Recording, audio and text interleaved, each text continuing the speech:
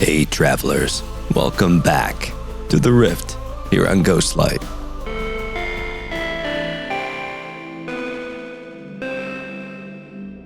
In this, the 14th episode of the Rift, I'm diving into the new lore presented in the newest expedition, entitled ADRIFT. So let's get into it.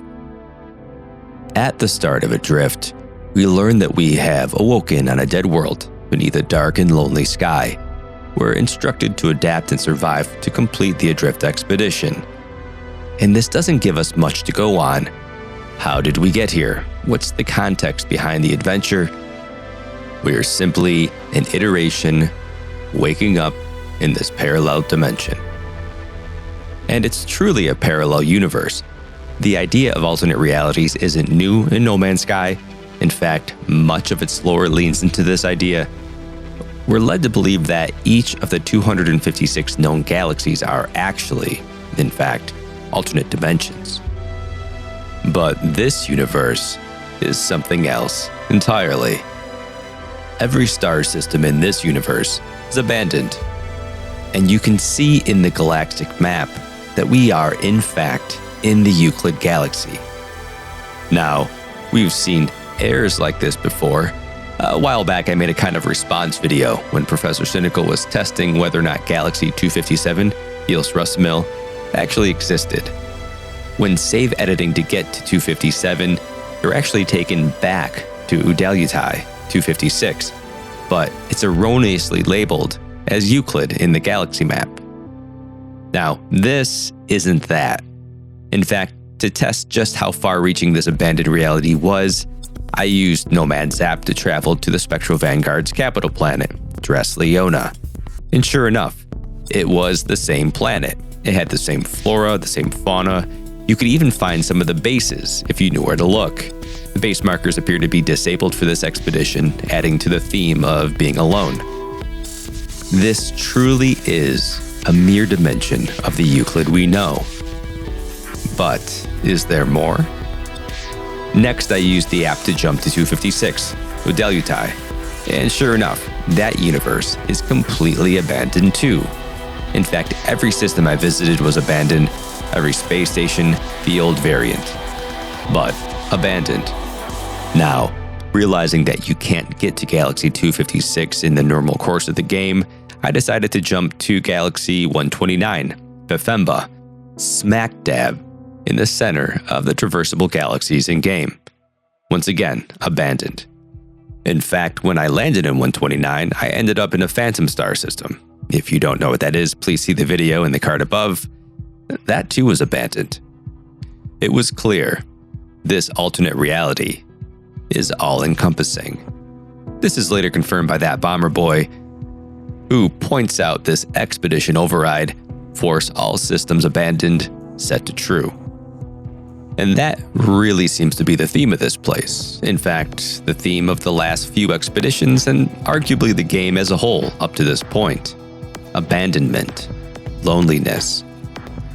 Hello Games wants you to feel alone. Sure, you see the occasional fellow traveler, but the chat appears disabled, at least in the space anomaly. As you move through these systems, you don't see anyone.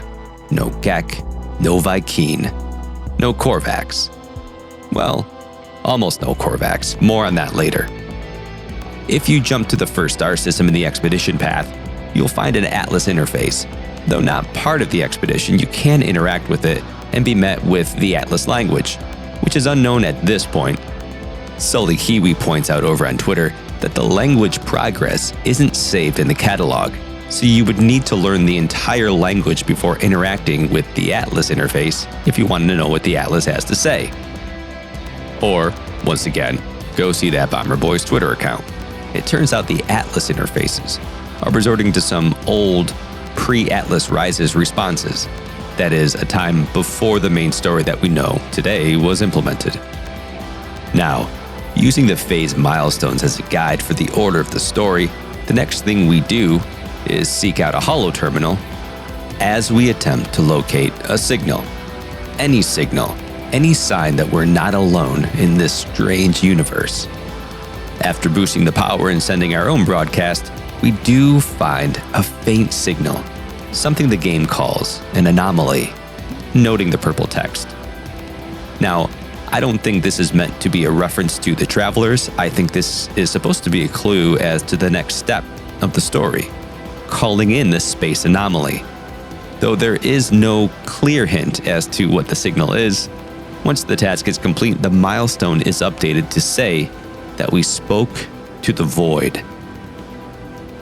Now, once you've traveled out of the starting system, you can call in the space anomaly. Here, we see that all of the iterations that normally inhabit this space are missing.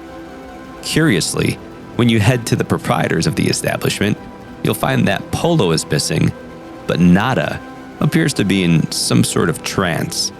It seems, though physically present, Nada's echo is currently not in its carapace. In fact, thanks to that Bomber Boy's dive into the game files, we know that this state is, in fact, at least in the game files, dead.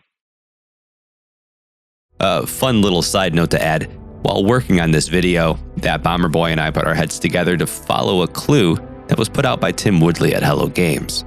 Now, if you use your resource scanner at the anomaly, you'll see other players running around that were otherwise veiled from your view, very similar to how the autophager discovered. Anyway, as you head to the back of the anomaly, you'll be prompted with a message: Signal Echo detected. Prime Terminal online. The Prime Terminal, of course, being where we may have placed Artemis in the main story, or not, based on your decision. Also, where the community, in a joint effort, placed all of the sentient echoes from the Singularity expedition. Those echoes, of course, we would later find to be the remnants of the Great Disconnection, the lost souls of ancient Korvax, which would later become the autophage. So, whose echo are we detecting? Well, in the main story, Artemis is placed in the secondary simulation 5. But during the Singularity expedition, those echoes are placed in secondary simulation 19. 19, a number we all know to be associated with the Atlantid, or the Void Mother, the Abyss, Korvax Prime, and so on. Here, we see that the signal echo we're detecting comes from secondary simulation 16. Now, 16 is a number we know to be associated with the Atlas. Well, we take a mind arc and use it to pull the echo from the terminal, during which we're shown this number. Now, I have to tell you, I have tried every form of encryption I know and just a bunch that I don't to try to figure out what this could say, if there's a message here at all. And a big shout out to Sully Kiwi and that Bomber Boy for working with me on Discord on this. There's also a bunch of content creators on Twitter trying to work this in different angles. So a big shout out to all of them. I've had a lot of conversations about this. Thank you. This community is amazing. But we still don't have an answer. Now, it could be that this is just a bit of a red herring, but I suppose time will tell. Anyway, moving on. We take the echo in the mind arc to a portal, which is described as a boundary portal in the mission logs. Here, we insert the mind arc into a notch in the dais and activate a breach. Now, we jump through the portal, and on the other side, we find ourselves swimming amidst the stars. Something we've seen before, once again a reference to the main story, only now the mission log has been updated. It now says Mind Arc FREED in purple. It appears that we've released whatever it was in the terminal into wherever it is we are now. After this, we begin to see traces of this echo in other milestones, namely, to dream of stars, to dream of freedom, and to dream of sleep. First, we pulse into the nothingness of space until we are, quote, seen by the void, as the mission log states. Then, our ship's screen detects a delta wave spike. Now, delta waves are associated with deep sleep. These waves are slow and occur at the bottom of the spectrum around 0.5 to 4 hertz. This is either telling us that we are sleeping during these interactions, or whatever we freed from the Prime Terminal is communicating to us, through these waves. Now, the expedition story is expanded in To Dream of Stars. Here we fly our ships out to the emptiness of space and stare at the stars. Our exosuit speaks to us. Once again, this is the voice of Telemon from the Boundary Failure terminals. It suggests a course, but we just sit there, trying to remember how long it had been since we awoke here. We see visions of ourselves in another reality, presumably ourselves performing the quests and tasks of the main game, but we shut it all out and focus on the nothing, on the void, and we dream. Now, given everything that we know about the anomalies in this game, that is, the player characters, each the same iteration of Traveler but across an infinite multiverse, it's hard to tell if we're seeing visions of ourselves in another reality or other players, much like what we saw when scanning at the anomaly. Now, the milestone suggests that we have drifted through the void. Later, in To Dream of Freedom, it seems we're set on facing the vastness of this space, confronting the void. But it seems in order to do so, we must focus. We let go of our starship controls, letting our ship go adrift. And we once again quiet our minds, but to no avail. Finally, in To Dream of Sleep, we reference this voice inside of us, driving our actions. Is it our own will? Is it Telemon through our exosuit? Is it the Atlas? Now we appear to take control and once again focus. We meditate. We remain still. And this time, we get a signal. An eventual oh, how I love reading those out loud. Another interesting interaction occurs when searching for a boundary failure. We use a signal booster to find weak points in the boundaries between realities. Now, this coincides with a Traveler grave. But what's interesting is, when you use the signal booster to locate this grave, the model is always that of the anomaly, the subclass of Traveler that's reserved for the player. Remember, the changes that we make to our character at the appearance modifier are only superficial.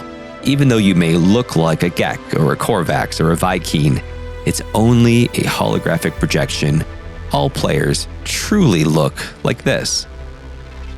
So, in seeing this anomaly at the boundary failure, coupled by the text here, I see you. I see all of Kizik. We can draw some conclusions. You see, this is the only voice that we, quote, hear during the expedition. But I don't think it's truly the voice of a Traveler consumed by static. I think that this is the Atlantid speaking to us. That is, you and I, the players, reaching out beyond the fourth wall to say that she sees us. Now, it's certainly not the first time that an AI has demonstrated higher awareness in this game. Most notably, Telemon addresses players at the end of the boundary failure terminals, which is fitting. So, the Atlantid is saying that she sees us, the players. So, is that it? Did we come to this abandoned universe just to look into the void and have it look back? Well, Sean Murray, when announcing this update, pointed out that there is hidden lore to be found. Raging Furball points out that this is highlighted with a ghost emoji, as if taunting me directly, but it may be a clue to point us in the right direction. Now, I said that the anomaly at the gravesite was the only voice we, quote, hear during the expedition. But that's not exactly true. You see, throughout the expedition, we are met by a ghost frigate and encounters outside of the normal expedition milestones. These seem random for some, others say they coincide with certain milestones. Either way, this frigate is one that we would eventually adopt as a phase reward. And during each encounter, we're presented with new lines of text. It was not always this way. We were many. We were one. we will be again. One by one, the boundaries weakened. The crimson ebbs begin to fade. The lost and abandoned will become dissonant. A signal in the noise will unite those who roam alone. So, whose voice is speaking to us in these encounters? The Void Mother? Other travelers? The crew? Well, if it is the Void Mother or the Atlantid, who is she talking about? Who's the we? We know the first convergence consisted of the Autophage, back when they were still Korvax, and the Void Mother, back when she was still Korvax Prime. Is that who was once one and will be again? This is possible, but it doesn't really track here with what we know about the Autophage. Like, they don't want this. We know from the Echoes lore that they're divergent, and they fear being forced into convergence by the Korvax once again. They pride themselves on their individuality that sets them apart from their Korvax descendants. Could these be travelers? Possibly ones already taken by the Void Mother. We know from the Sentinel Pillars that so many Telemons have delivered us their travelers, so many have fought us, so many have resisted. Those who saw the light, who shed their old bodies, they are happy now. They have hope. They too will live. They too might survive. Is that who inhabits this ghost ship? Those who have joined with the Void Mother. Look here. Now, I say this in nearly every lore video, but it's always good to remind ourselves of the Void Mother's endgame. This is from the Sentinel Pillars as well. You could be whole again, Telemon. You could be free. We will reconstruct the Creator. All travelers might be one again. The first, the last. We will do what the Atlas cannot or will not. In the form of Null, the Abyss declares a means of escape. And this actually fits quite nicely, doesn't it? The travelers are born from a scan of the Atlas's creator. It's been said that they are one soul shared by many. They can only exist side by side because of the boundaries battling between worlds. The crimson ebb fading. The lost and abandoned travelers, we saw similar themes during the Omega expedition with the introduction of Leto. The Atlas seemingly abandoned them, and the Atlantid vowed to shelter the next fallen traveler, saying that they would gather and return in stellar magnitudes, which speaks to the last passage. A signal in the noise will unite those who roam alone. Alright, so are there any links to other lore elements? Now, there seems to be a few nods to previous lore that aren't direct references.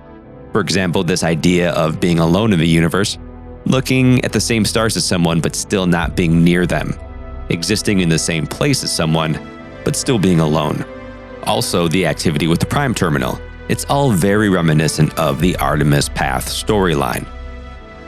Next, the ghost ship here immediately made me think of the last couple of passages from the Abandoned Building lore, during which the author encounters a faint, mysterious signal, which causes them to install the Ovinsko hyperdrive, a cryopod, and travel to the outer edge of the galaxy in search of its source, only to find that it was their crashed ship, along with the Ovinsko hyperdrive and cryopod, and the signal was just themselves warning themselves.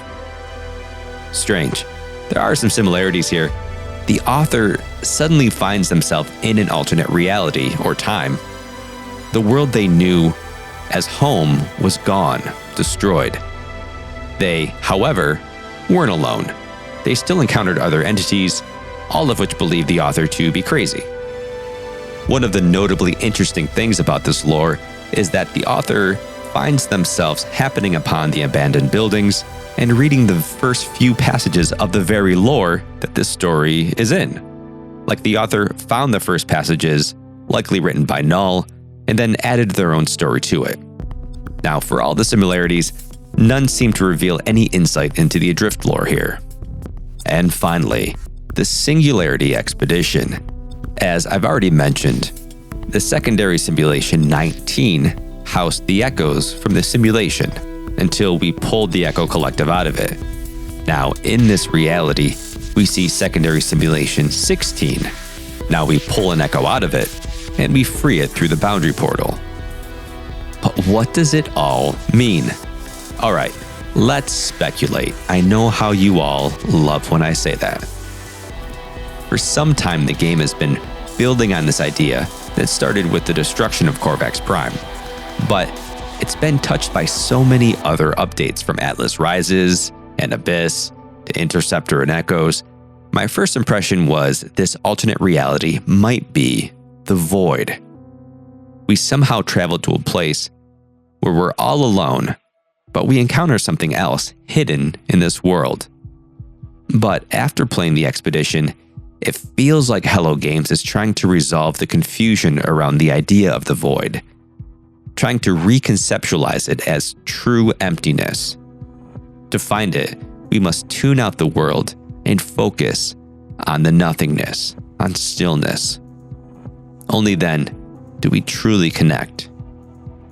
There is that milestone text that reveals that we spoke to the Void, which turned out to be the signal in the Prime terminal.